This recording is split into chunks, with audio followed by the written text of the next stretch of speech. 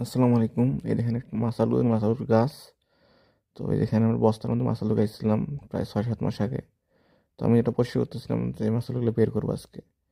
মোটামুটি কোরবানির দিকে আমরা লাগাইছিলাম।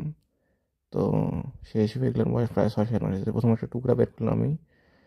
এরপরে আবার একটা পরিষ্কার করতে করতে আবার এখানে একটা চেষ্টা করছিলাম যে ছোটো আরেকটা টুকরা আছে সেটা বের করতে। এই যে দ্বিতীয় টুকরাটা, এটা বের করছি।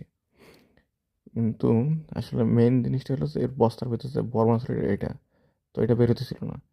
এরপরে আমি বস্তাটা উল্টে দিলাম, দেওয়ার পরে দেখেন মাশাআল্লাহ বিশাল একটা সাইজ। আলহামদুলিল্লাহ, মানে 6-7 মাসে কোরবানিতে লাগাইছিলাম, কোরবানিতে 6-7 মাসে এত বড় সম্ভব এটা আসলে আল্লাহর রহমত ছাড়া কিছু নয়। তো প্রথম ছোটো টুকরাটা, এরপরে এই যে মাঝারি টুকরাটা, আর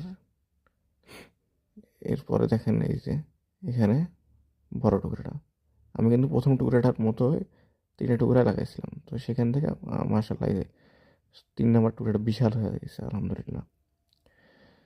তো এই যে প্রথম, এই যে দ্বিতীয়, তৃতীয়, এবং এখানে দেখেন একটা বোলের মধ্যে মাটি ছিল। এই যে এই মাটিটা সুন্দর সুন্দর একটা কেকের মতো। তো এটা ভাঙতেছিলাম। এটা ভাঙার একটাই কারণ, সেটা হলো যে আমার এ, আগের যে মাছার যে মাটিগুলো ছিল সেটা আরেকটা বস্তায়, হলুদ বস্তা থেকে বের করে আরেক বস্তায় ঢোকাবো, সেখানে মাটির শর্ট ছিল।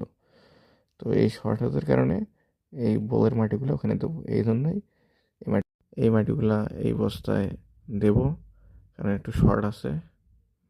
তো আজকের ভিডিও এতটুকুই। সবাই ভালো থাকবেন। আল্লাহ হাফেজ। আসসালামু আলাইকুম রহমতুল্লাহ।